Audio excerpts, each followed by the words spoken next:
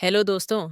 Reporting करने के बाद अगर आपका भी पौधा मर जाता है तो जो तरीका मैं बताने जा रही हूँ, इस तरीके को जान लीजिए।